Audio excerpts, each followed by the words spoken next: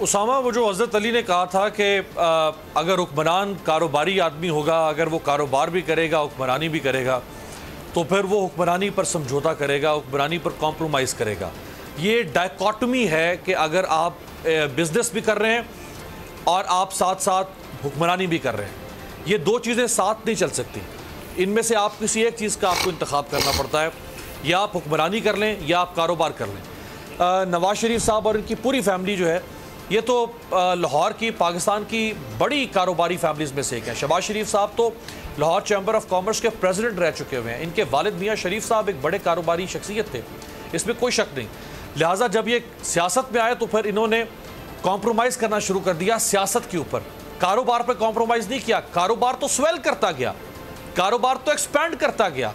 کہاں لوہے کی بھٹی لگانے والے، کہاں رائیونڈ اسٹیٹ، رائیونڈ پیلس، کہاں رائیونڈ پیلس سے 16A 17A باہر لنڈن میں اپارٹمنٹس، کہاں جدہ میں فیکٹری، کہاں دبئی کے اندر فیکٹریز.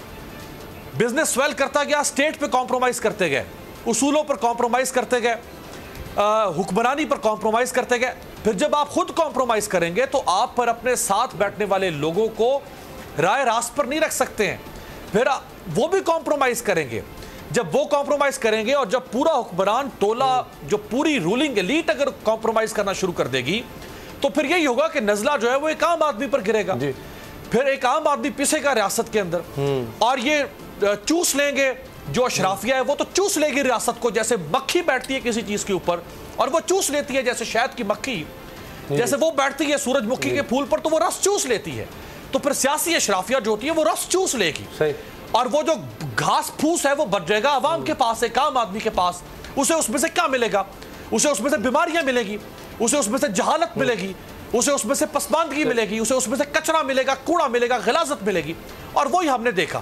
اب اس سسٹم کو ری ویمپ کرنے کے لیے اگر ہم اس کو کنیکٹ کر دیں، جو آپ ٹیکسیشن کے اوپر بات کر رہے ہیں، تو یہ اب سمجھنا پڑے گا. دیکھیں ہم سب نے، میں نے بھی شاید ماضی میں کم ٹیکس دیا ہوگا، ہر بندے نے پاکستان میں ٹیکس ایویژن کیا ہے، کسی نے ٹیکس چوری کی ہے، کسی نے کم ٹیکس دیا ہوگا. اب ہمیں سمجھنا پڑے گا، اب ہمیں ذہن نشین کرنا پڑے گا کہ ریاست نہیں چل سکتی بغیر ٹیکسیشن کی. ریاست کو چلانا ہے تو ہمیں ٹیکس دینا پڑے گا، ہمیں ایمانداری سے ٹیکس دینا پڑے گا، اور ہمیں ٹیکس کی ریت ڈالنی پڑے گی. اور پھر حکمرانوں کو بھی یہ سمجھنا پڑے گا، عمران خان صاحب کو بھی سمجھنا پڑے گا کہ وہ لوگوں سے جس اعتماد کی توقع کر رہے ہیں، اس سال انہوں نے جو 5,500 ٹیکس کا ہدف رکھا ہے، اگر وہ پورا ہو جاتا ہے، اللہ کرے پورا ہو، تو پھر لوگوں کو نظر آنا چاہیے by the end of next year, یعنی جب یہ فائنینشل ایئر کلوز ہوگا جون 2020 میں، تو لوگوں کو نظر آنا چاہیے کہ ہم نے جو ٹیکس دیا تھا، یہ جو عمران خان ہم سے وعدے کر رہا تھا، یہ جو عمران خان نے ہم سے ایمنسٹی اسکیم ڈکلیئر کروائی، یہ جو ہم نے ڈیکلیریشن آف ایسٹس کیے، یہ جو ہم نے پینلٹی اس کے اوپر پے کی، تو ہمیں ہاں اس کا یہ ریٹرن مل رہا ہے، ہاں ہمیں یہ ٹینجیبل چینج نظر آ رہی ہے. آپ یقین کریں کہ یہ جس کو آپ کہتے ہیں نا ڈومینو ایفیکٹ سوسائٹی کے اندر، یہ ایک ڈومینو ایفیکٹ پیدا ہوگا معاشرے کے اندر، اور پھر لوگ دیکھا دیکھی ٹیکسیشن کی طرف جائیں گے. میں ابھی آپ کی ٹرانسمیشن میں آنے سے پہلے میں ایک بہت بڑے چارٹرڈ اکاؤنٹنٹ اور ایک بہت بڑے ٹیکس لائر کے پاس بیٹھا تھا، اسلام آباد کی ایک بہت بڑی شخصیت، اور ان کے پاس میں نے دیکھا، یقین کریں میں نے ان کے پاس ایک کپل دیکھا جن کی ایج 80 ایئرز پلس.